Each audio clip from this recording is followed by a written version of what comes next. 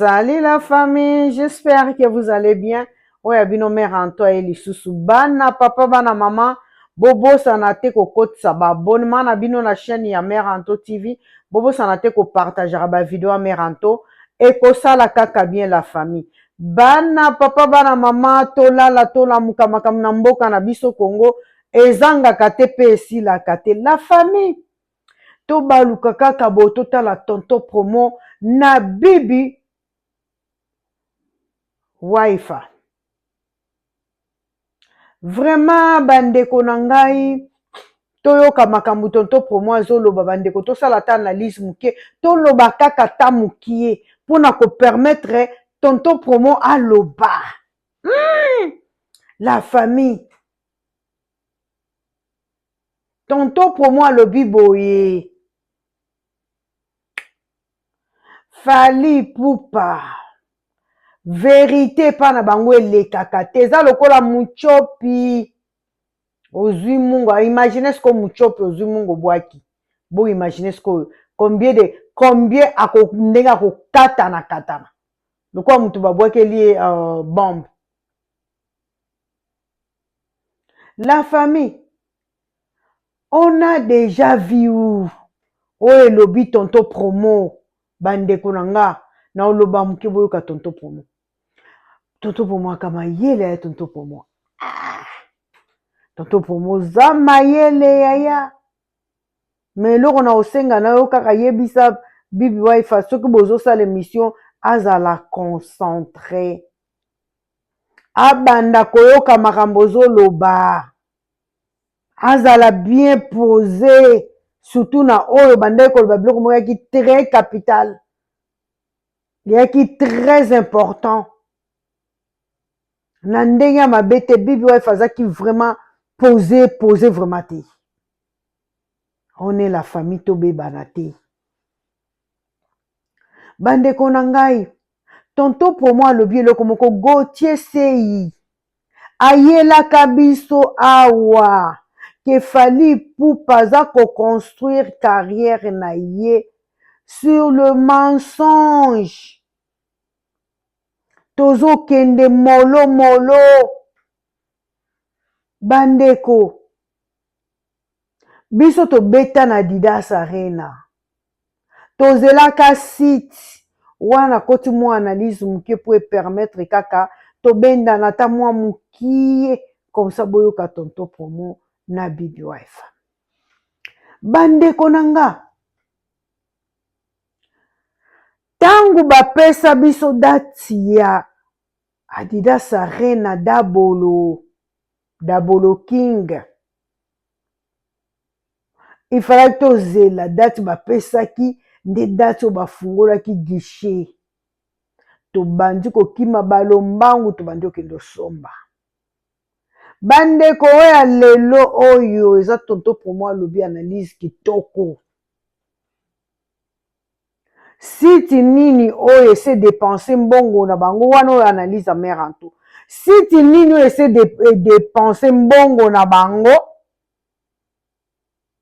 bango bamifungolela billetterie bien avant babanda kosomba ba billets et les Congolais vous avez oublié. Vous avez oublié.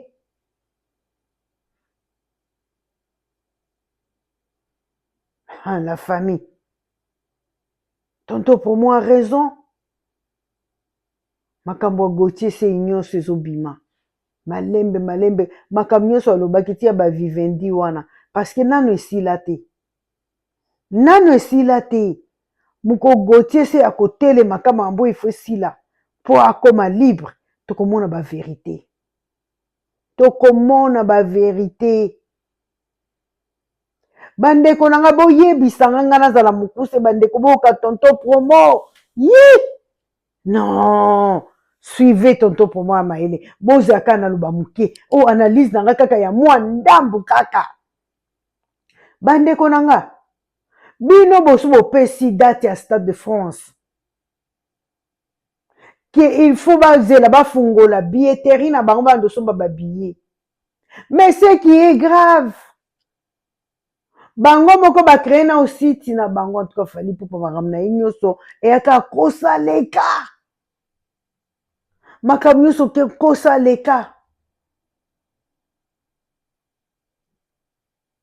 bandeko bafungoli site oyo bino bozoyoka oyo toteka na 65 eteka 65% biso toteki c'est faux site wana eza créé par bango moko site wana eza créé par bango moko baempire du mal la famille na ndenge mabe te naobongisa tirete nanga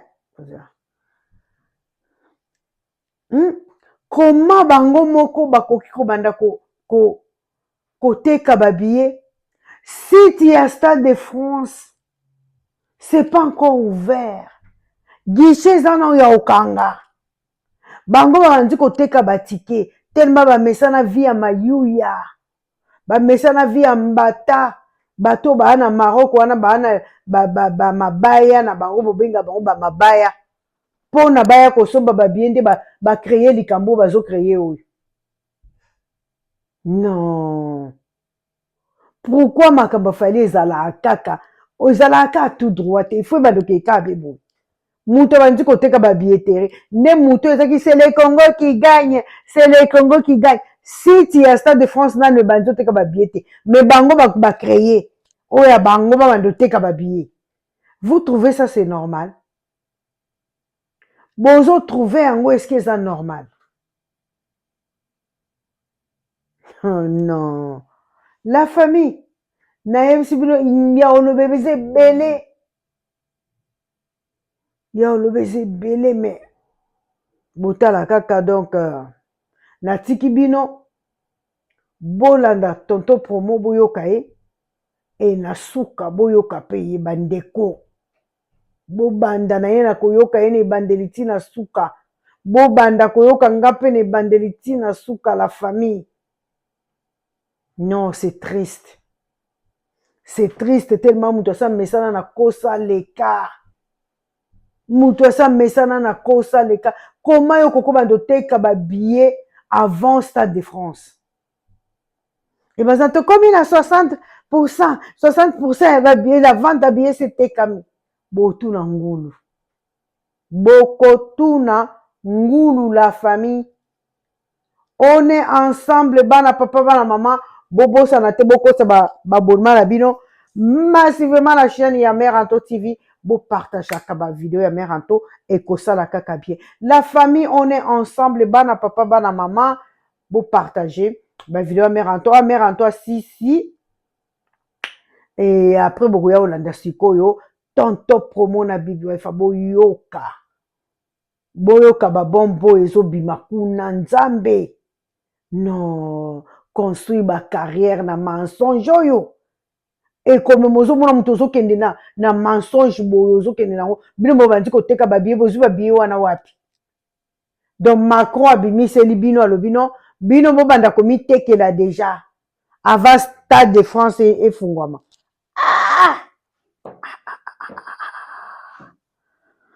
bandeko nanga eza grave nzambe na ngai makakadiaka mbadi mama munu mbadi ye mbadi natikeli bino tonto promo bino bolanda ye bino boyoka tonto promo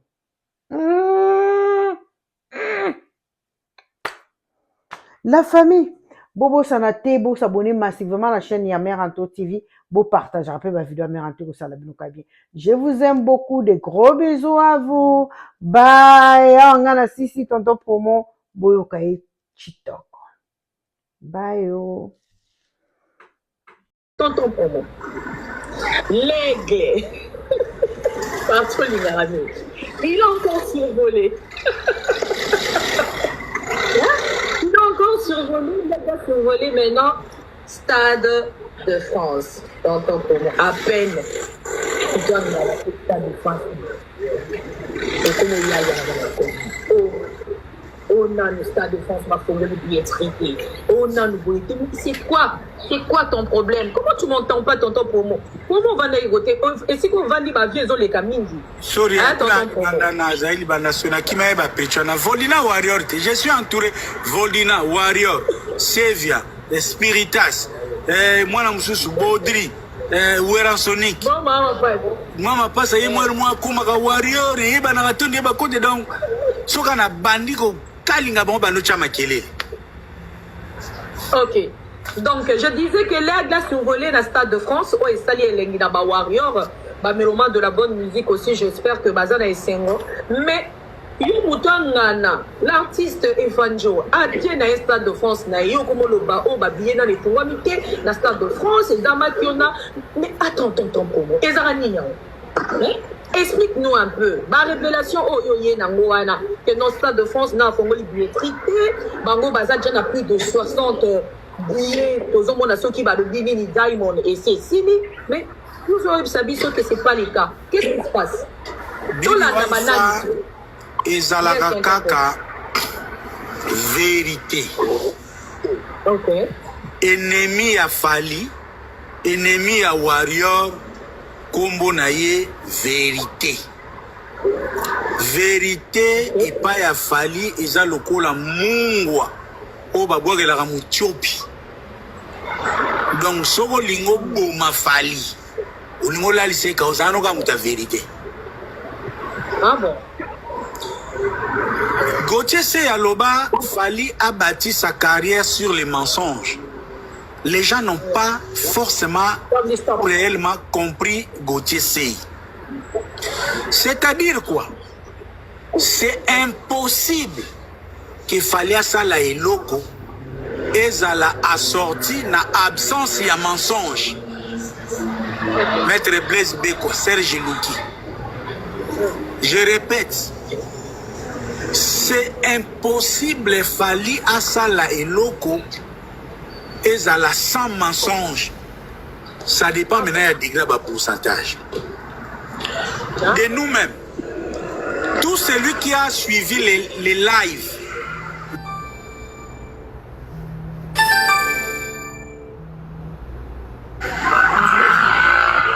les gens avaient à l'esprit que, comme d'hab, ils vont aller acheter un site à Stade de France.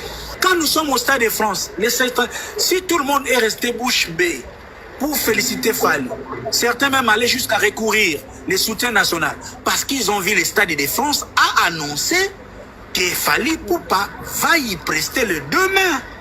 Encore Migolo français après livre à Mabango. Aïe aïe aïe. L'olé me fungwami. T'es content à livre arabien. Yaya Bosso Ramsès de Paris chez elle. Yaya. Oliaye bisabiso que azana ba vendeur et belé. Oliaye bisabiso yemoko pour ateka batike nae a créer site nae personnel que les premiers jours et kozala vente spécialement na site nae pour permettre yé acha matabisi album XX. Mais lui nous fait croire que le 8, on va se réveiller, ça sera un boom communicationnel, les tickets deviendront une denrée rare, il y aura des quoi, les gens vont courir à la quai dans l'achat. Et pour nous distraire, il vient aux allures des TikTokers, aux allures de Hera, aux allures de Neneya, aux allures de Mama Congo, avec des t-shirts pink, très favorables de certains camps, commençant à nous raconter, nous présenter des habits, certains même déchiquetés, certains qui ont des allures de copies, avec un live professionnellement amateur. Quelqu'un a saisi ici. un live professionnellement amateur. C'est-à-dire, ils avaient la volonté d'être professionnels, mais ils sont tombés dans l'amateurisme parce qu'ils étaient même incapables de produire un live professionnel lié sur Facebook, Instagram. Techniquement, aujourd'hui, Facebook, Instagram peuvent faire les mêmes lives. On pouvait avoir les mêmes Fally avec plusieurs caméras, prise de son originale avec des grands techniciens comme Michel Bass, toujours live professionnel, et devant lui, comme il est parfois notre clown sur TikTok, avec son TikTok là où il attend les tapotages, les lions et les chapeaux. Mais, chose grave, dans cet imbroglio de machiavélisme, il nous amène ses collaborateurs avec des moustaches comme des acteurs pornographiques comme Ejiki Tengue qui chaque fois le président na TikTok fait bien, président na TikTok Dovali. Mais ça c'est ça. Nathalie Fally na kanisi Christian Lusaku non, na kanisi Patrick Lokala, na kanisi nani politique mutu na lobi, mais ces gars sont des méchants. Pourquoi ils ne savent pas voir les bêtises qu'il fallait en train de nous offrir? C'est lui dont nous devons envoyer au Stade de France, sur qui on nous demande le soutien national. C'est un clown qui s'aventure dans des TikTok comme...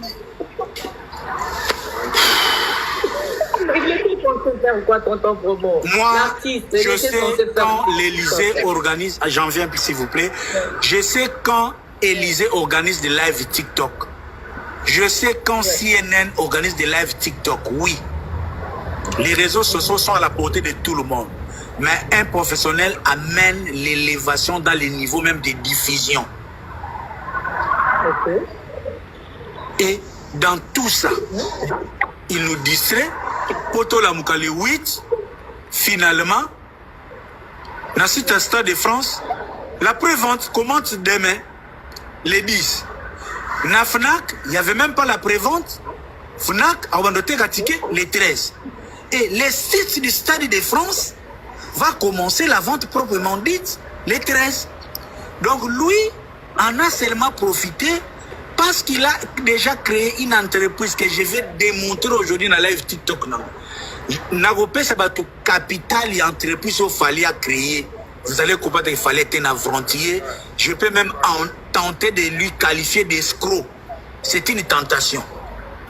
Et je même les adresses de cette entreprise qu'il fallait créer juste pour vendre les premiers tickets. Et on a un site, il y a Dilasso. Et je comprends pourquoi Basali, spot publicitaire, le roi, on a filmé à Matrix. Donc, Bazo frappé pour pena. Na ebité bateau nyonso basombi na site ya Dilasso ya premier jour. Attention hein. Donc c'est pour ça je dis il y a un nazo koma maramebele pour dire aux Congolais, pour dire à tout le monde, Fally a failli de nous dire la vérité. La vérité est que Fally a créé un nouveau site personnel de vente des tickets. Ce nouveau site a commencé la vente et la prévente et album le 8. Mais les vendeurs principaux n'ont pas encore commencé. Maintenant, il y a beaucoup de questions qui se soulèvent aujourd'hui. Cet état des choses nous ramène là où je disais les financements au Kilt, Bibi Waifa, ici organisé par Makambo. Au sala bactivité na kisasa au beti sape biloko awa ba politeur ba moko lokola ba Jean-Marie Lutete ba Hollande auto ba sama ba yebi. Qui est ce producteur sérieux qui aurait avancé un artiste na caché pour abeta na Stade de France qui va permettre de vendre ces tickets na site ya compagnie personnelle et artiste. Yaya, les baluka ba futa so balobani to c'est la comptabilité ba ticket. Nzungu ya producteur ya Sougezani vente à ticket. Qui est ce producteur naïf qui va permettre à Fally de vendre les tickets dans un site qui est géré par Dilasso et consorts? Dans l'entretemps, l'enquête est ouverte jusqu'au 2 mai. yango nazoyebisa Gibraltar mpiana soki stade Martyr eza faute ya Comelaçant, stade de France eza pe Comelaçant, il suffit mbongo ya Mama Denise. Tonton Promo bongo ndenge Zakari azoyana badir na ye. Les gens se posent des questions aussi. Bazoni tout na Berlin joga mais Zakari. Yo eza mbongo ya Mama Denise.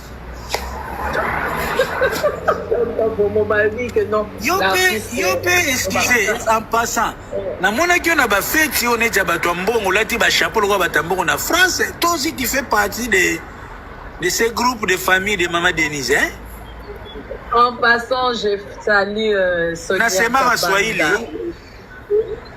na mobali na yebo ainsi que uko mtoto Uvira. Namonaki yo na feti moko il y avait des faces de Mama Denise là cette fête. Patricia Kabanda. Voilà, tonton Promo Zakari Bababa qui na badir mais en ce qui concerne le Stade de France eux autres ça c'est moi kili moi bilinga tozo yeba vraiment où placer ko ndimana biso to komi tozo yeba tendo lo bito kota na site ya Dilasso tozela Fnac tozela stade yango moko bref tonton Promo dibiso il y aura dibiso yebisa biso en un seul mot et nous on dit to koko retenir on sait avant que to kanga yango et puis qu'on passe un peu na hérité on parle ça non et loko kaka na koyebisa ba Congolais surtout les amoureux de la bonne musique. Je me répète ici, tonton Promo ne sera jamais malheureux si Fally nous offre un concert réussi au Stade de France. Ça sera mon plus grand plaisir parce que Fally est un Congolais. C'est un Congolais qui va faire notre fierté. Okay. Mais nous avons des valeurs que nous défendons. Moi, je ne milite que pour la préservation des valeurs que je défends. Bisolé tozokola bazoye biso ke lukuta tellement nos politiciens lukuté zamabe. Un artiste qui nous amène des mensonges à ciel ouvert, qui à la ouverture Yabatike nous envoie des émissaires du mensonge.